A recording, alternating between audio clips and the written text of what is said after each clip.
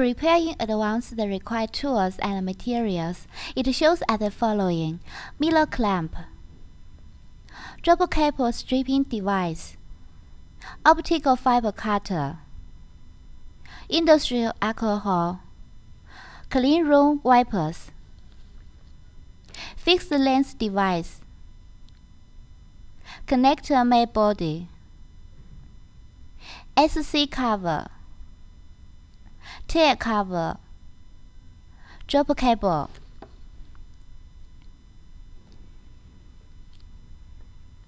Now we begin the operational process.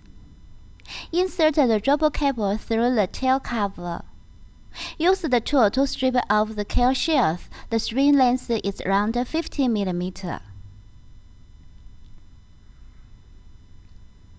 Use the tool to strip off the fiber coating at 20 lengths of the drop cable.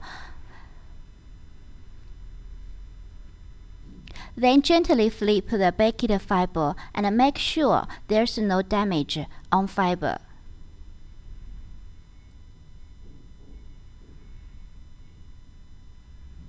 Use the dust-free paper to erase the fiber impurity. Put the fixed length device at the specified location of optical fiber cutter and process the optical cutting. The cutting length of fiber is 20 mm plus 10 mm. Move the latch to the end of joint part and insert the optical fiber from the end of connected tail. Keep optical fiber with micro bend. Move up the latch and lock tightly.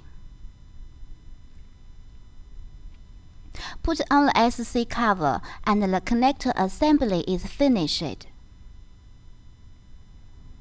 The embedded assembly connector is reusable. Remove the SC cover. Move down the latch to release optical fiber. Screw the tail cover, extract optical fiber. Repeat the operational process to reassemble the components.